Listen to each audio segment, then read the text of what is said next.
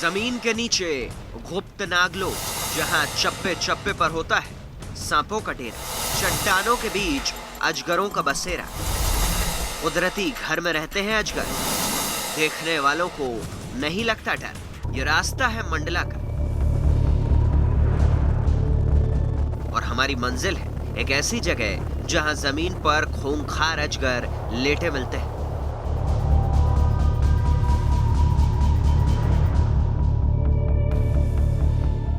वो आराम करते हैं, धूप तापते हैं और उन्हें देखने के लिए सैकड़ों की तादाद में लोग आते हैं।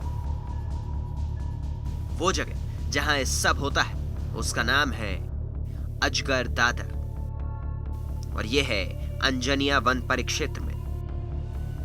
अंजनिया वन परिक्षेत्र की ककैया बीट, करीब 4 से 5 एकड़ में फैला इलाका, जहां कभी ज्वालामुखी था, आज एक नई पहचान के लिए जाना जाता है।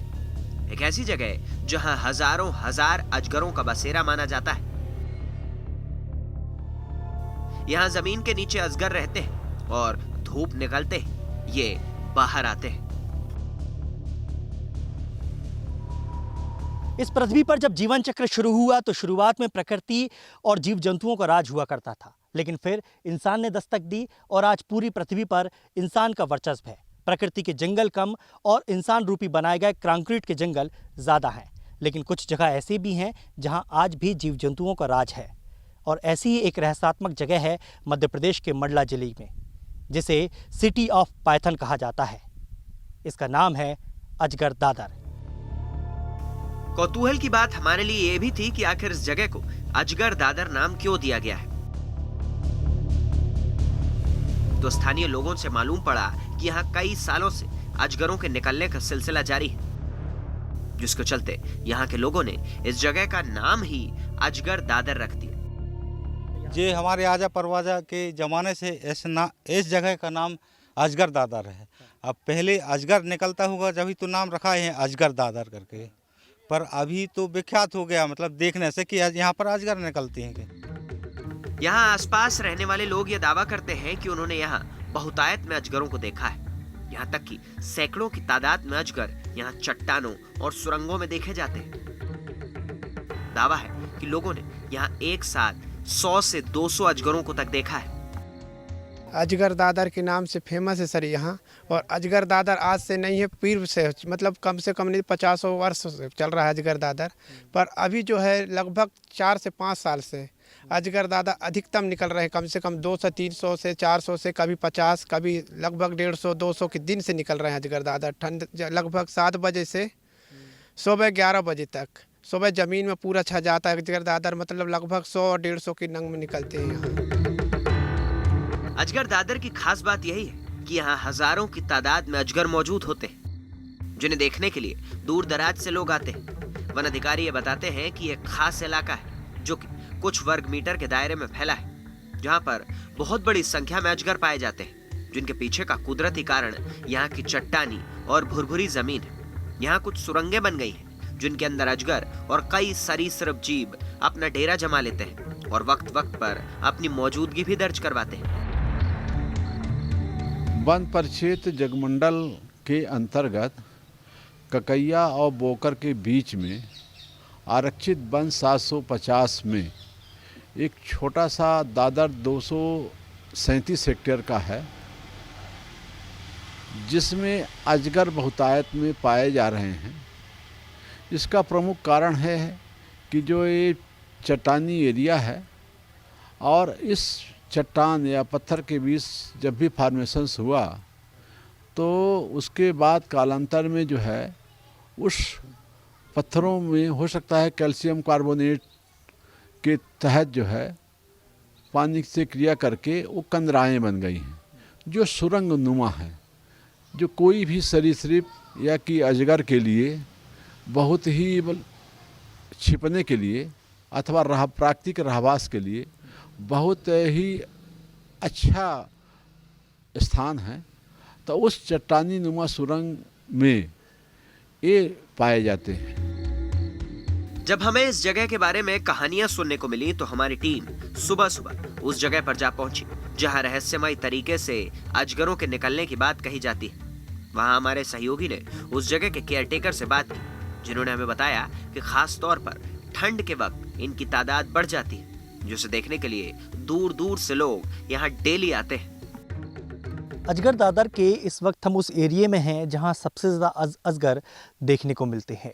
सुबह का वक्त है, अभी अजगरों के आने का सिलसिला शुरू नहीं हुआ है, लेकिन जैसे जैसे दिन चढ़ता है यानी कि धूप तेज होती है, वैसे वैसे यहाँ पर अजगरों की संख्या जो है बढ़ती जाती है। इस तरह की चट्टानें होती हैं, ये पूरी चट्टानें इस पूरे इलाके में फैली हुई हैं और इनमें जो दरारें हैं उन दरारों में अजगर निकलते हैं। अब हम बात करते हैं कि दरअसल ये पूरा इलाका कितना बड़ा है, कितना बड़ा एरिया है, तो ये हम जानने के लिए हमारे साथ यहाँ पर घनश्याम जी हैं। घनश्याम जी कई सालों से यहाँ ड्यूटी करते आ रहे हैं और इस पूरे एरिया से भली भांति परिचित हैं। घनश्याम जी, लगभग कितने एकड़ में फैला है ये अजगर दादर एरिया? ये लगभग 6-7 एकड़ में फैला हुआ है और ये अक्टूबर से जनवरी फरवरी तक ठंडी के सीज़न में निकलते हैं। और कभी कभी ऐसा होता है कि एक ही जगह पे 6 से 7 अजगर देखने को मिलते हैं। और अजगरों का जीवन जो है यहाँ पे कुछ सुरक्षित सा है और यहाँ उनको पर्याप्त भोजन मिलता है, इस कारण से ये अजगर यहीं पे सिर्फ ठंडी के समय देखने को मिलता है। तो लगभग जैसा कि आपने कहा कि एक साथ यहाँ पर 5 से 6 अजगर 7 अजगर देखे गए हैं, तो लगभग ऐसा कभी नज़ारा आपने देखा है जब इकट्ठे अजगर हों? और लगभग कितनी संख्या आपने अब तक अनुमानित लगाई होगी कि पूरे एरिया में 7 एकड़ में कितने अजगर होंगे? लगभग यहाँ पे तो 500-600 अजगर होंगे, लेकिन ये क्षेत्र क्या है लगभग 7 एकड़ का जैसे, और भी आसपास जैसे गाँवों के किनारे से यदि लिया जाए तो लगभग 5 किलोमीटर 6 किलोमीटर के अंदर के एरिया में लगभग हज़ारों की संख्या में होंगे। हज़ारों की संख्या जी में जी होंगे, जी। बिल्कुल। तो ये बात यहाँ पर दर्शाती है कि किस तरीके से बड़ी तादाद में यहाँ अजगर पाए जाते हैं। हम पूरे इस क्षेत्र का भ्रमण कर रहे हैं और उन जगहों पर जा रहे हैं जहाँ पर अजगर होने की संभावना रहती है। लेकिन पिछले कुछ सालों से हम कहें कि जैसे जैसे ये थोड़ी सी ये जगह लोकप्रिय होने लगी, या लोग जो कान्हा घूमने आते हैं या मंडला घूमने आते हैं उनके लिए ये जगह नई होने लगी, क्योंकि अमूमन हम देखते हैं कि जब किसी के घर में सांप या अजगर निकल आता है तो लोग घबरा जाते हैं, लेकिन यहाँ उन अजगरों को देखने के लिए लोग आते हैं। अब कितनी संख्या में लोग आने लगे हैं यहाँ पर?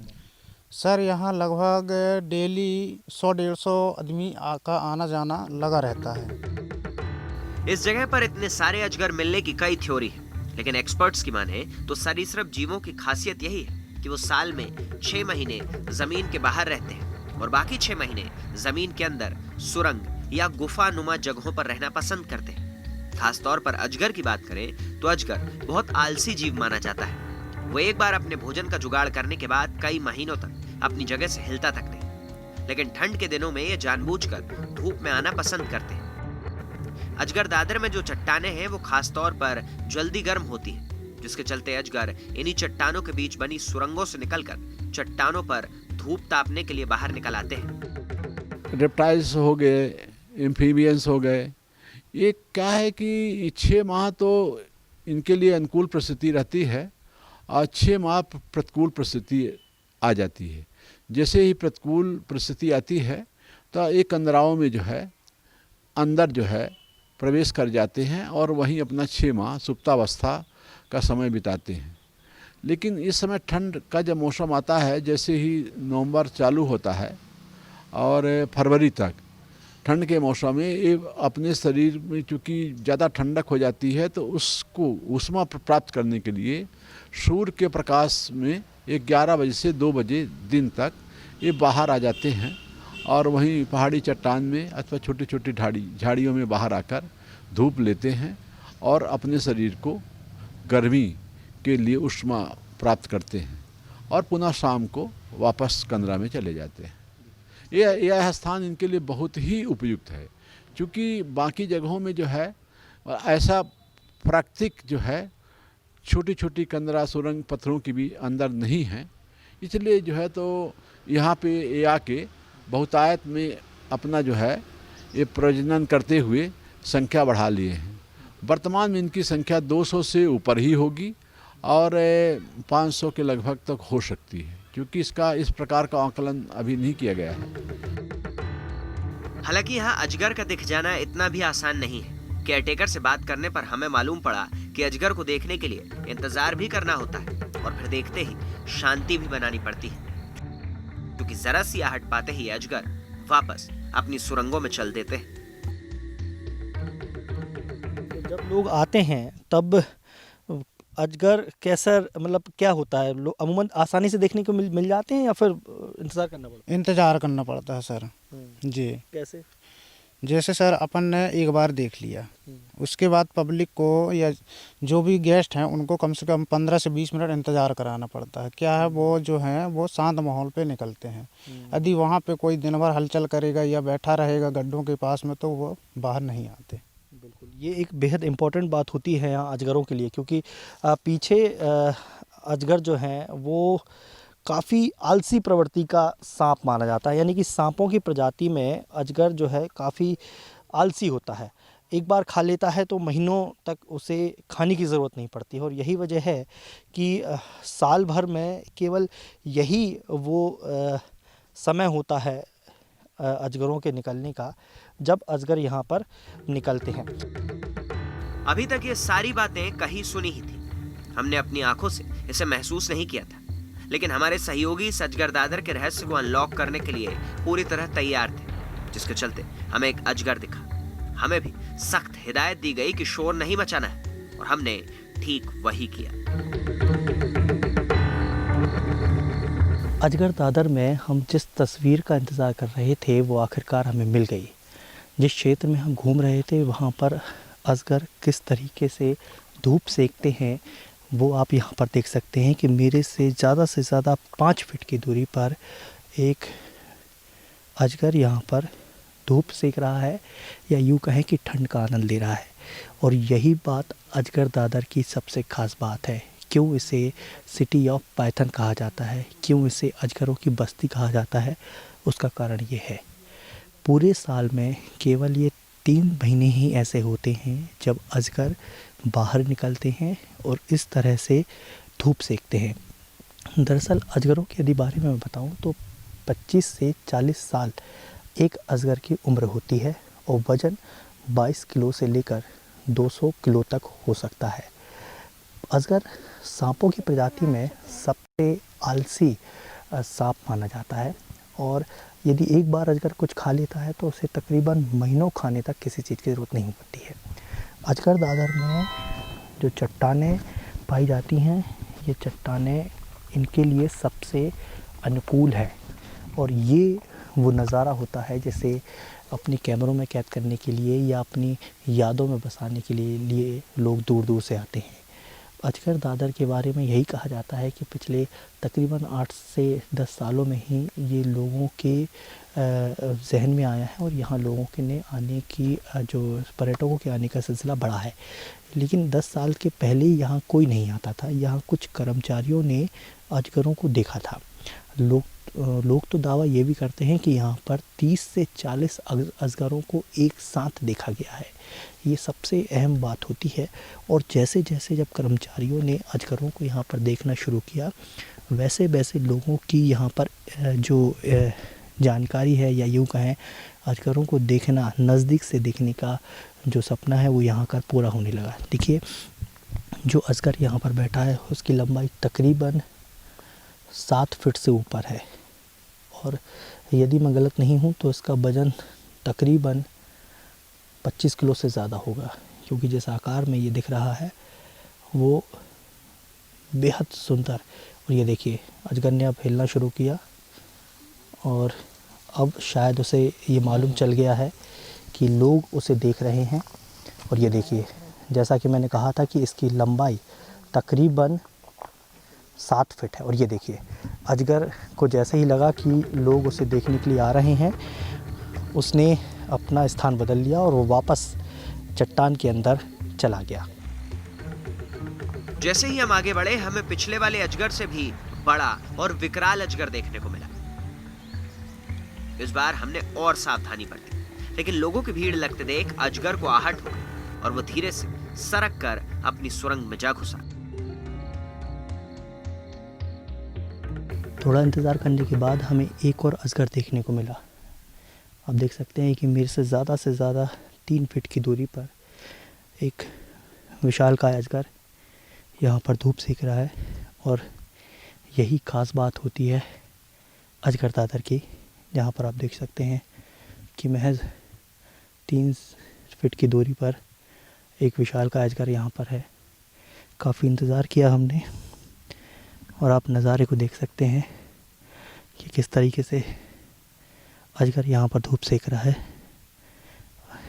जिस तरह आम पर्यटकों के वजह से यहाँ पर जो अजगर हैं वो एक तरीके से अब इस जगह पर कम देखने को मिलते हैं। लेकिन जब सारे पर्यटक चले गए और हमने इंतज़ार किया तो धीरे धीरे करके तमाम अजगर जो यहाँ पर बाहर निकलते हैं वो एक बार फिर बाहर निकलने लगे। दरअसल इंसानों की दस्तक की वजह से अजगर जो है पब्लिक के बीच नहीं रह पाता। जैसे ही यहाँ पर्यटकों की संख्या बढ़ती है वैसे ही अजगर जो है अंदर चला जाता है। भारतीय अजगरों के बारे में कहा जाता है कि काफ़ी आलसी होते हैं और बजनी होते हैं। यदि लंबाई की बात करूं तो भारतीय अजगरों में 22 फीट तक का अजगर भारत में पाया जाता है और मोटाई में यदि बात करें तो तकरीबन 900 की उनकी मोटाई होती है। तो ये अजगरों का बेहद ख़ास स्वभाव होता है कि वो कितने शांत स्वभाव के होते हैं। अभी भी मैं यहाँ पर जब मैं बात कर रहा हूँ तो आप देख सकते हैं कि अजगर भी बिल्कुल शांत है। लेकिन जैसे ही हमारे कदमों की आहट बढ़ेगी अजगर वापस अपने बिल में चला जाएगा। यदि भारतीय अजगरों की बात करूं तो ये अमूमन भूरे रंग के होते हैं।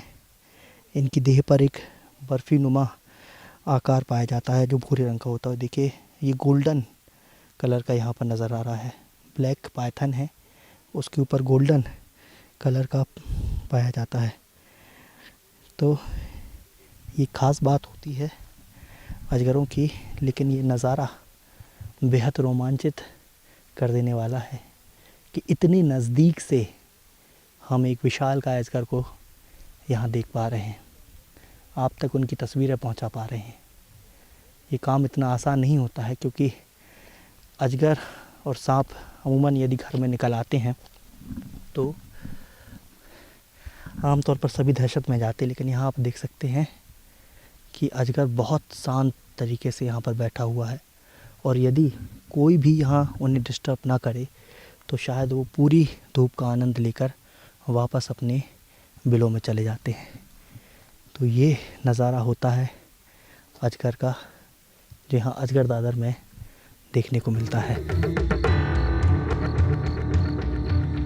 अजगर दादर में भारी मात्रा में अजगर पाए जाते हैं। यहाँ न तो कोई फेंसिंग है और न ही कोई बैरियर। लेकिन फिर भी अचरज की बात यही है कि आज तक अजगरों ने यहाँ किसी भी पर्यटक को अपना शिकार नहीं बनाया। अजगरों के बारे में और क्या जानकारी रखते हैं आप? किस तरह की होते हैं ये सांप यहाँ पर? सर ये बहुत सीधे होते हैं और अभी तक यहाँ पे कोई हादसा नहीं हुआ है। ये क्या है, जैसे पब्लिक अंदर जाती है वो सट से अपनी जगहों पे अंदर हो जाते हैं। आज तक किसी प्रकार का कोई अटैक नहीं हुआ किसी के ऊपर, ना ही गांव में सुनने को मिला, ना ही किसी प्रकार का कोई कुछ यहाँ पे बताता है कि किसी को नुकसान हुआ हो या कुछ हुआ हो। अजगर दादर में अजगरों की बहुतायत से मिलने के पीछे 2 कारण बताए जाते रहे। दरअसल अजगर दादर इलाके में डोनामाइट चट्टानों की प्रमुखता है, जिसकी खासियत यही है कि ये धूप पड़ते ही ऊष्मा ग्रहण कर लेती है, जिसके चलते ये लंबे वक्त तक गर्म रहती है। अजगर इसी गर्मी की चाहत में इन चट्टानों पर आराम करने आते हैं। इसके अलावा इन चट्टानों के बीच कई सारी सुरंगें और बिल भी हैं, जो कि अजगर जैसे जीव के छिपने के लिए कुदरती आवास प्रदान करते हैं। साथ ही साथ ये वो इलाका है जहाँ प्राकृतिक तौर पर चूहे और खरगोश सरीखे जीवों की संख्या ज्यादा है, जो कि अजगर के लिए भोजन का काम करते हैं। इसलिए अजगर यहाँ शिकार करने के बाद इन्हीं सुरंगों में रहता है और फिर धूप सेकने के लिए इन डोनामाइट चट्टानों पर आराम करता पाया जाता है।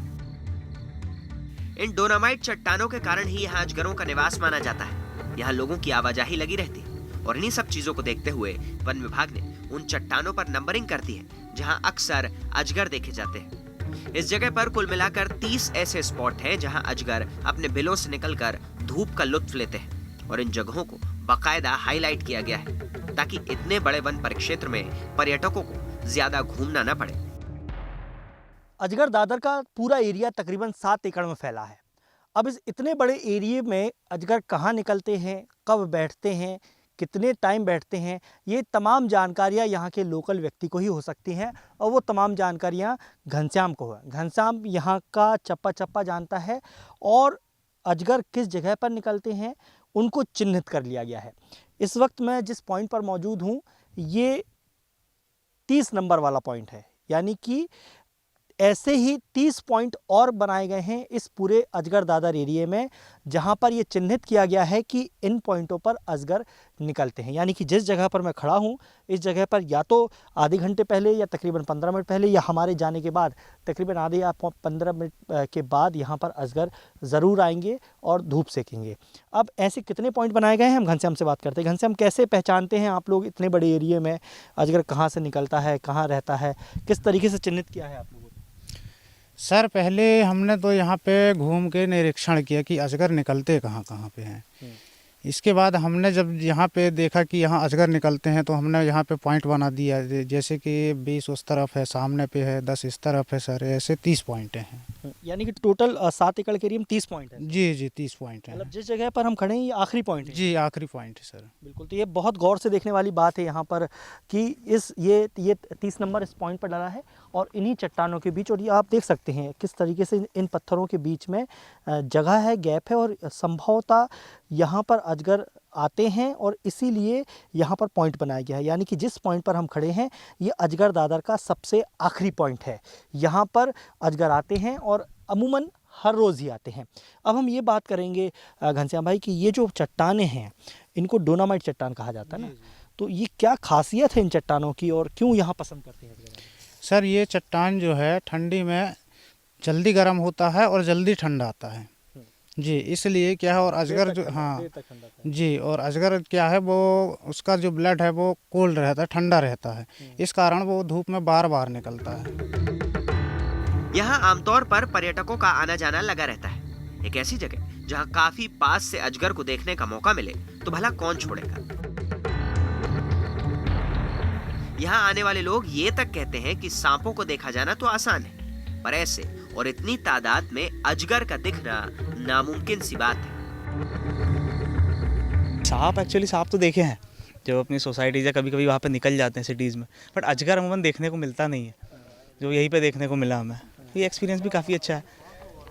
यहाँ तो काफ़ी फॉरेस्ट वाले भी है तो एक सेफ्टी पॉइंट ऑफ व्यू से भी ठीक है, कोई ऐसा रिस्क फैक्टर नहीं है, बट सांप के केस में रिस्क रहता है। यहाँ अजगरों को देखने वाले लोगों को बड़ा धैर्य रखना होता है क्योंकि जरा सी आहट अजगरों को चौकन्ना कर देती है। सुबह 8 बजे से अजगरों के बाहर निकलने का सिलसिला शुरू होता है और 11 बजे तक यहाँ लोगों ने 100 से 150 अजगर तक एक साथ देखे हैं। मैंने सुबह लगभग 8 बजे से लेकर 11 और 12 के बीच में देखा, अधिकतम 100 से 150, 150 लगभग पूरा छाए रहते हैं ज़मीन के ऊपर, और कम से कम नहीं तो एक से एक ऊपर लगे रहते हैं, और कम से कम वजन में 50 से 100 से लगभग 70-75 किलो की लगता, 5 फीट 6 फीट 7-7 फीट 8-8 फीट की लंबाई में देखा है। वन विभाग का कहना है कि यहाँ मौजूद गांव में कई दफे अजगर निकलने की घटना सामने आती है, लेकिन यहाँ के लोग उन अजगरों को या तो खुद पकड़कर अजगर दादर में छोड़ देते हैं या फिर वन विभाग को इसकी खबर देते हैं, जिसके बाद वो अजगरों को अजगर दादर तक लाकर इन्हीं चट्टानों पर छोड़ देते हैं। सर जैसे गांव या किसी के घर में बाड़ी में जैसे अजगर निकल जाता है तो उनके द्वारा हम लोगों को फ़ोन किया जाता है कि भाई यहाँ पे अजगर है। यदि उनसे बनता है पकड़ते तो वो लाके यहीं छोड़ देते हैं, और नहीं बनता फिर तो हम लोग जाते हैं और लाके यहीं पे छोड़ देते हैं। इतनी पास से अजगरों को देखने वाले लोग ये दावा करते हैं कि यहाँ व्यवस्थाओं की कमी है। कुछ मूलभूत व्यवस्थाओं की जरूरत है, तो वहीं न सिर्फ पर्यटक बल्कि अजगरों की सुरक्षा के लिहाज से भी यहाँ काम किया जाना चाहिए, जिसे लेकर वन विभाग का ब्लूप्रिंट तैयार है। इसके लिए वन मंडल पूर्व मंडला से जो है अभ्यारण्य घोषित करने के लिए जो है शासन स्तर पर प्रस्ताव भेजे जा चुके हैं।